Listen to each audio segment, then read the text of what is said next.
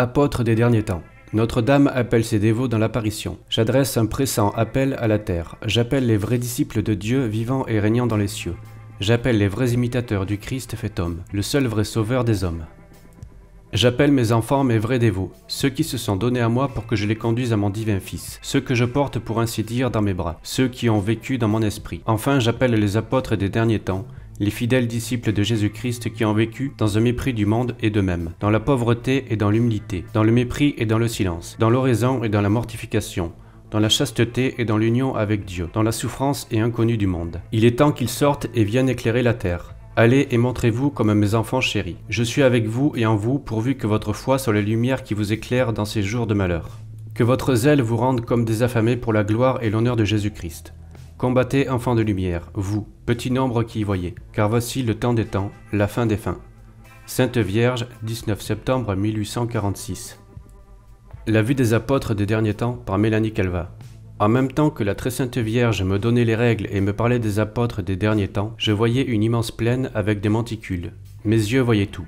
J'ignore si c'était les yeux du corps, mais je saurais mieux selon la vérité si je disais que je vis la terre au-dessous de moi, de manière que je voyais l'univers entier avec ses habitants, vaquant à leurs occupations, chacun selon leur état, non pas par justice, mais bien par ambition, et par un juste châtiment de Dieu, ils étaient en guerre avec eux-mêmes. Je vis donc cette immense plaine avec tous ses habitants. Dans certaines parties, les hommes étaient blancs, en d'autres, ils étaient couleur bois, ou bien un peu plus, ou bien un peu moins foncé. Je vis en d'autres pays des hommes qui étaient presque jaunes, couleur paille, bien claire, avec des yeux rouges. En d'autres pays, ils étaient tout noirs comme du charbon. Je vis des pays où les habitants étaient de très petite taille, et d'autres pays où ils étaient fort grands. Eh bien, je vis que les missionnaires et les religieuses étaient dans ces pays et dans toutes les parties du globe. Je vis les apôtres des derniers temps avec leurs costumes. Ils avaient une soutane noire, pas très fine et sans boutons. Des agrafes en tenaient lieu à la soutane comme à la pèlerine. Leurs chapeaux étaient très grossiers et leurs cornes bien formées. Leurs ceintures étaient blanches d'un tissu grossier. Elles étaient à peu près larges comme cette ligne, tracée par Mélanie, de 112 mm. Et les bouts pendaient presque jusqu'au bas de la soutane. Sur un des bouts de la ceinture, il y avait 3 lettres en couleur rouge, MPJ, soit mourir pour Jésus. Sur l'autre bout, il y avait 3 lettres en couleur bleue, bleu du ciel, EDM, soit enfant de Marie. Ils portaient tous une croix assez grande, suspendue au cou par un gros cordon noir. Et le bout du pied de la croix entrait dans la ceinture, du côté gauche. Mais quand ils prêchaient ou faisaient fonction religieuse, elle était suspendue à leur poitrine. À leur ceinture, du côté droit, était suspendu un chapelet. À ce chapelet, il y avait une croix sans Christ. Je vis que les apôtres des derniers temps avaient des souliers blancs. Dans de longues courses, ils les portaient noirs, avec une boucle dessus. Les religieuses qui entraient les premières dans l'ordre de la Mère de Dieu étaient des religieuses de la Providence de Grenoble. J'en vis 2 et une seule sœur converse. Elles furent parmi les premières qui, après avoir pris l'esprit de l'ordre, prirent le costume en la fête de l'incarnation du divin Rédempteur. Elles ne seront pas les premières, toutefois les premières n'auront pas encore le costume, quand celles de Coranque se présenteront. Je vis qu'elles avaient la robe noire et grossière, faite presque comme un sac, c'est-à-dire sans taille, les manches larges. Leurs souliers étaient blancs avec les boucles dessus. La ceinture, le chapelet et la croix étaient comme ceux des pères. Elles n'avaient pas de bonnet, mais une chose blanche qui encadrait la figure. Au-dessus était un voile noir, qui pendait assez bas par derrière. Elles avaient une espèce de pèlerine blanche. Je vis que les missionnaires prêchaient, confessaient, assistaient les mourants, donnaient des retraites aux prêtres. Dans une conversation, elle dit aux évêques, aux rois et à ceux qui composaient la cour, aux grands, aux soldats, aux employés, aux pauvres, aux enfants, aux religieux, aux religieuses, aux enfants et aux vierges. Je vis en certains endroits des missionnaires auprès des malades, des pauvres, des prisonniers et baptisant des enfants et des grandes personnes. En d'autres endroits, je vis les disciples des apôtres des derniers temps. Je compris bien clairement que ces messieurs que j'appelle les disciples faisaient partie de l'ordre. C'étaient des hommes libres, de jeunes gens qui, ne se sentant pas appelés au sacerdoce, voulant cependant embrasser la vie chrétienne, faire leur salut, accompagner les pères dans quelques missions et travailler de tout leur pouvoir à leur propre sanctification et au salut des âmes. Ils étaient très saints et très zélés pour la gloire de Dieu. Ces disciples étaient auprès des malades qui ne voulaient pas se confesser, auprès des pauvres, des blessés, des réunions, des prisonniers, des sectes, etc. etc. J'en vis même qui mangeaient et buvaient avec des impies et plusieurs de ceux qui ne voulaient pas entendre parler de Dieu ni des prêtres. Et voilà que ces anges terrestres tâchaient par tous les moyens inimaginables de leur parler et de les amener à Dieu et de sauver ces pauvres âmes qui ont chacune la valeur du sang de Jésus-Christ, fou d'amour pour nous. Cette vue était bien claire, bien précise et ne laissait aucun doute sur ce que je voyais, et j'admirais la grandeur de Dieu, son amour pour les hommes et les saintes industries dont il usait pour les sauver tous. Et je voyais que son amour ne peut pas être compris sur la terre parce qu'il dépasse tout ce que les hommes les plus saints peuvent concevoir. Je vis donc que l'évangile de Jésus-Christ était prêché dans toute sa pureté par toute la terre et à tous les peuples. Je vis que les religieuses étaient occupées à toutes sortes d'œuvres spirituelles et corporelles, et s'étendaient comme les missionnaires par toute la terre. Avec elles il y avait des femmes et des filles remplies de zèle qui aidaient les religieuses dans leurs œuvres. Ces veuves et ces filles étaient des personnes qui, sans vouloir se lier par les vœux de religion, désiraient servir le bon Dieu, vaquer à leur salut et mener une vie retirée du monde.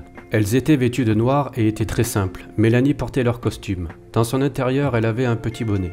Elle portait aussi une croix sur la poitrine, comme les disciples, mais un peu moins grande que celle des missionnaires. Elle n'était pas extérieure. Je vis et compris que les apôtres des derniers temps et les religieuses faisaient les 3 vœux de religion.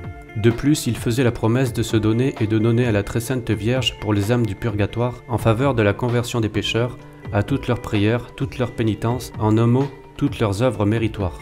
Les disciples et les femmes faisaient aussi cette promesse ou oblation à la très sainte Vierge. Je vis que les missionnaires vivaient en communauté et qu'ils disaient l'office divin ensemble au cœur. Dans quelques maisons, ils n'étaient pas nombreux. Je vis que les disciples qui savaient lire disaient l'office de la Sainte Vierge dans leur chapelle. Je vis aussi que les religieuses ainsi que les femmes disaient l'office de la Sainte Vierge. Je compris en Dieu que les apôtres des derniers temps devaient marcher sur les traces des apôtres de la primitive Église de Jésus-Christ, avec cette différence que le supérieur général avait soin de rappeler, quand cela pouvait se faire, à chaque année, les membres de l'ordre de la maison centrale pour faire une retraite de 10 jours. Et je vis que quand les membres de l'ordre étaient très éloignés, cette retraite se faisait dans chaque maison, ou bien ils se rendaient dans une des maisons centrales de la province. Ces retraites se faisaient dans le but de se retremper dans la ferveur et dans l'observance de la règle. Je vis que les supérieurs changeaient et envoyaient des sujets dans une maison de l'ordre établie exprès pour les infirmes et pour les membres qui avaient perdu leur première ferveur par l'influence et la contagion des grands de la terre et qui s'étaient rendus mous et avaient perdu la charité et le zèle. Les malades étaient bien soignés dans cette maison. Vu la manière de parler de Mélanie, les infirmes et malades dont il est question dans cet alinéa sont les infirmes et malades spirituels. Je vis que notre doux Sauveur regardait des ouvriers de cet ordre avec beaucoup de complaisance, parce qu'ils servaient le bon Dieu avec un entier et complet dévouement, sans recherche d'eux-mêmes. Étant entièrement détachés de toutes les choses de la terre, ils étaient totalement entre les mains de la providence de Dieu, remplis de foi et de confiance en Dieu.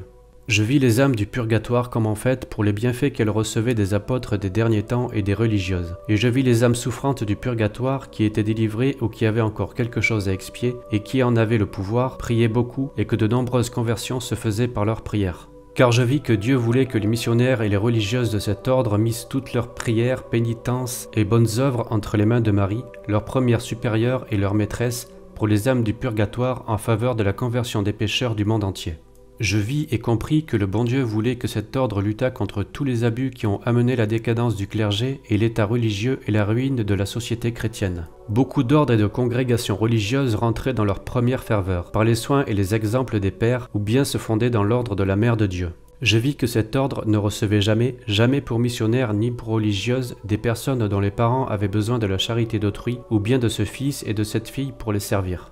Et quand les parents de quelqu'un des membres étaient tombés dans la misère, la communauté, par amour pour le 4e commandement, par prudence, par charité et pour la tranquillité de ses membres, dont les parents étaient affligés, donnait abondamment selon ses besoins à cette famille. Et cela se faisait avec une grande charité, avec une grande joie et reconnaissance envers Dieu, de ce qu'il donnait à la communauté l'occasion de soulager les membres de Jésus qui s'est donné à nous tout entier.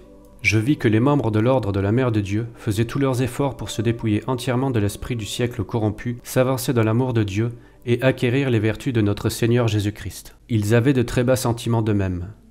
Ils étaient très unis entre eux, n'ayant ni ambition, ni envie, ni jalousie, ne désirant en toute chose que de plaire à leur divin maître, ne désirant rien hors du cœur de Jésus, où ils habitaient plus ou moins étroitement, selon que leur amour était plus pur et plus généreux.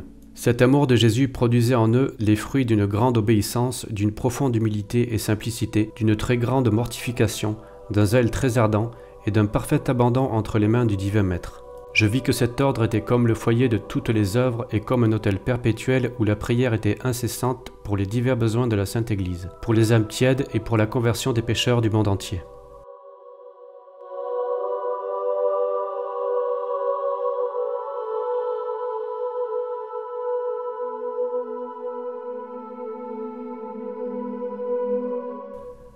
Avec Saint Louis-Marie Grignon de Montfort, Mélanie Calvat, à qui la règle de l'ordre de la Mère de Dieu a été donnée par la Très Sainte Vierge et qu'il a écrite par ordre du pape en 1879, mentionne ceci dans une lettre aux chanoines de Brantes le 10 octobre 1888. Citation. Le bienheureux Grignon de Montfort a vu de loin l'ordre de la Mère de Dieu pour les apôtres des derniers temps. Après la Très Sainte Vierge, c'est notre protecteur et nous devons imiter sa grande dévotion envers notre tendre Mère, sa donation corps et âme à Marie, vivant de l'Esprit de Marie, et nous laissant conduire par Marie. Et où nous mènera-t-elle? Là où elle est, et nous serons bien. Fin de citation. À cela dans une autre lettre à ce même chanoine le 26 octobre de la même année, donc 1888. Citation.